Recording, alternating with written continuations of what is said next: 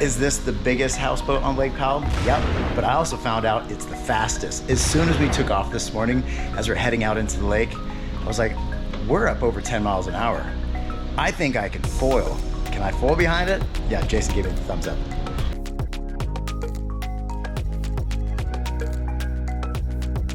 I got my rope hooked up over there.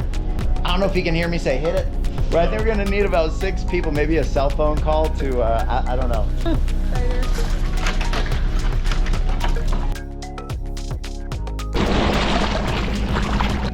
Wait, are you ready? Are you ready to see it? This is a crazy perspective. That's my towboat. I bet there's gonna be a lot of turbulence back here. Whatever, let's figure this out. We got the horn! We got the horn!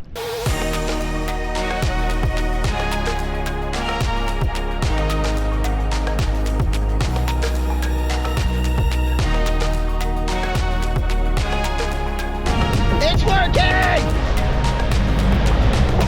I don't know if I'm gonna get a wave back here, but it doesn't matter. Doesn't matter that I don't have a wave back here. Look at this.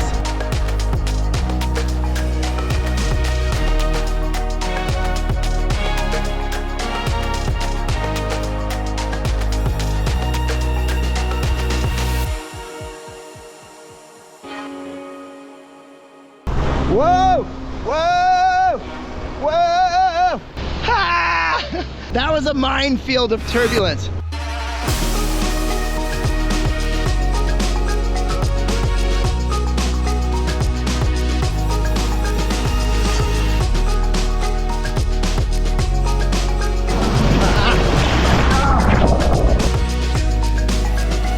Here comes my pickup boat.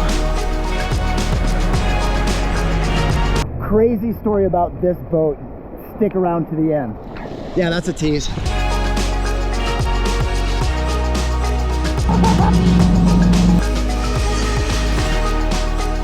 How's that for a lineup?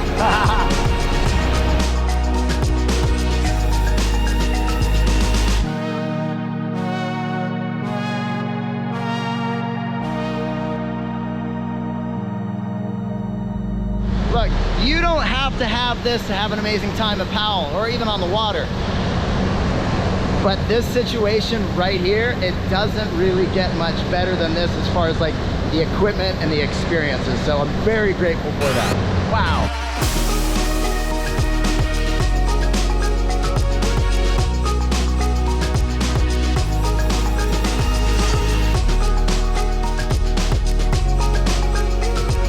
That there is a Super Nautique G23.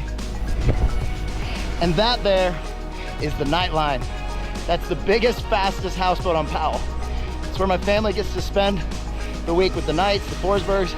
That there is a HYPERLITE Magic Carpet board with Magic Carpet wing. Whew, she's a rocket ship. And yeah, I'm out of breath. That's why this is one of the best workouts in the world. It's fun, one of the coolest feelings ever. And man, it gets your cardio going. Let's go. I gotta get back to work.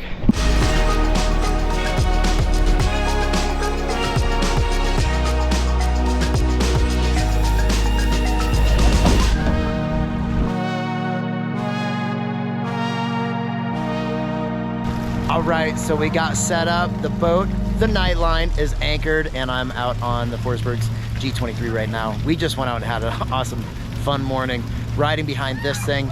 And did I foil behind this? Yes. Did I foil on a wave without a rope? No, but I still rode a foil behind a 120-foot boat. That was awesome. So thank you, Knights, for letting me do that. That was super fun. Okay, so now we're gonna go catch up with the Forsbergs to find out what happened with this boat. Crazy story. Okay, so here I am out in the Forsbergs G23, and here's Mason. Mason thought I was his dad, who was coming out of surgery because you broke your arm, right? Yeah. And his dad, who's actually a doctor at the hospital, right, that you guys had to go to, he was hearing Mason saying some funny things, and so he recorded it. Who are you? I'm your dad. No, you're not. I'm not? No. Yeah, I'm your dad. No. Do you remember my name? No. Your name is Shaun Murray. My name is Shaun Murray? Yeah, my dad's Shaun Murray. So we got to know the Forsbergs, and they said, hey, we go out to Lake Powell, and we ended up, we were going to join up with them on a trip. So we have Katie, Mallory, Russ, and Mason. Another daughter, Reese, is not here. She's working right now. Yes. Katie sends a text saying, hey, we're not going to be able to get your groceries because we had an accident. She was thinking about groceries, and then she sends me this photo. Thinking about groceries right now. So how did you guys find yourself? Like, what's the story that this boat was slung off the side of the road and sent you guys flipping in your F-150?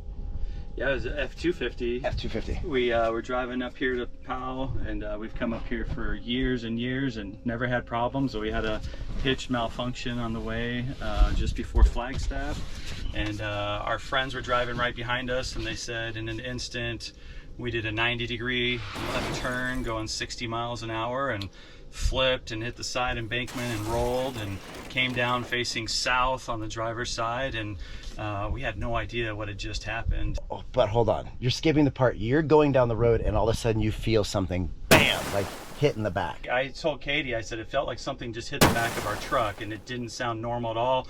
We went through some little bump in the road on I-17. A second or two later, I saw the boat start going left and right, and I knew immediately that the hitch had come undone or something had happened, that the trailer was not connected to the truck anymore. And so I told Katie, I said, we're gonna crash. And I told the three kids in the back seat to brace themselves to get down. I just have seen too many traumas, and I just knew at this point we were probably gonna die going 60 miles an hour with a boat behind us.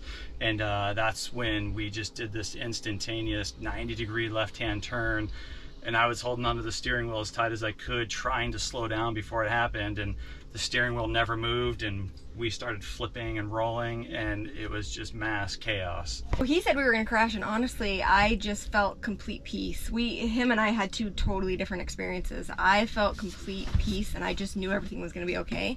A lot of that has to do with I completely trust him. He's been going to the lake towing boats his whole entire life, and even as we're flipping, I'm like, it's fine, we're gonna be Everybody okay. had seatbelts on? Yep. Everybody had seatbelts on. There were no cell phones being used, nothing. I was driving two hands.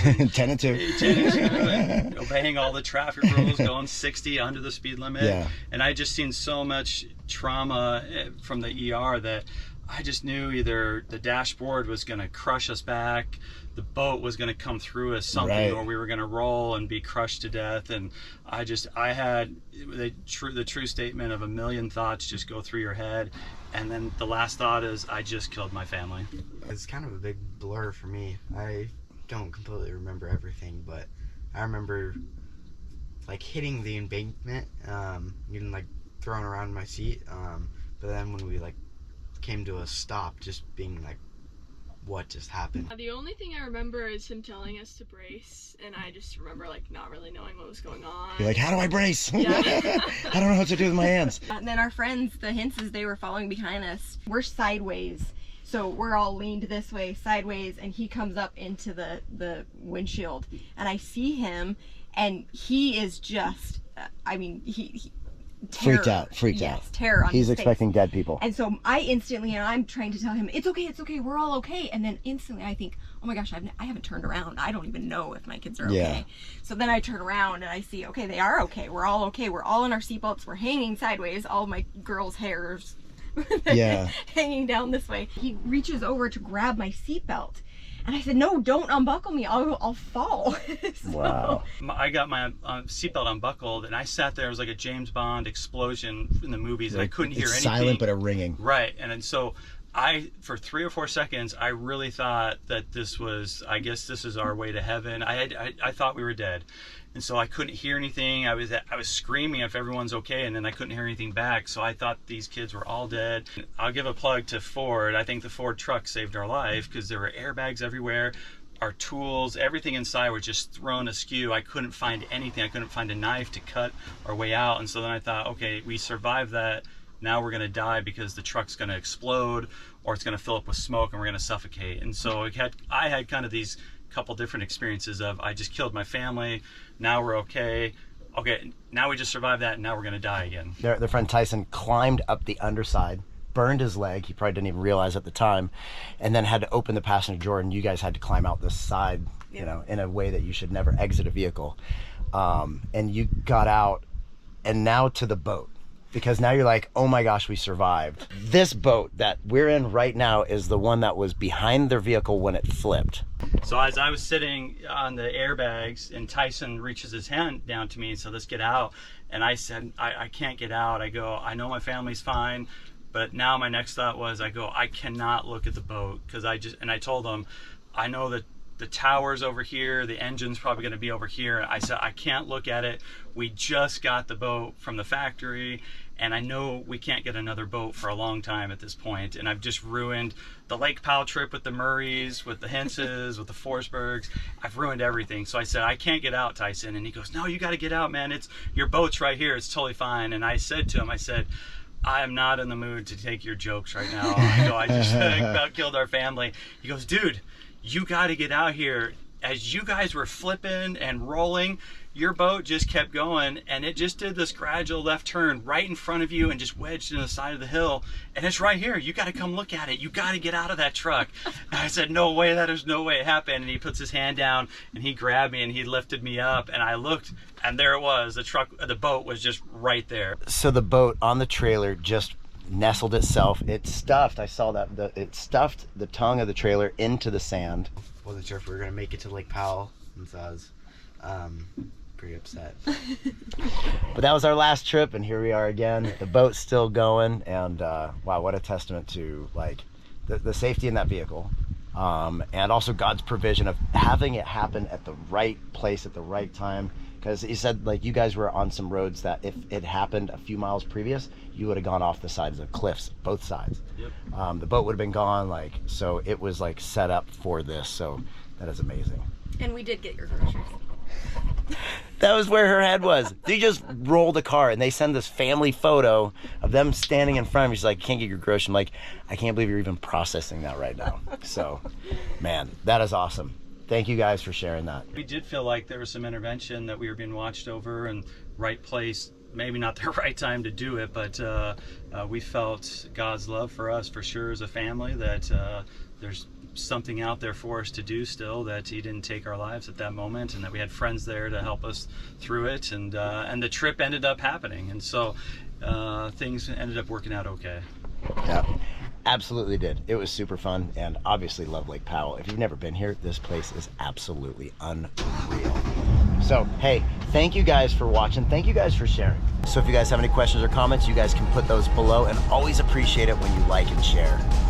If you don't subscribe, maybe consider doing that, and you can hit the notification bell to know when videos are going live. No matter what you're doing, always enjoy your ride. Peace.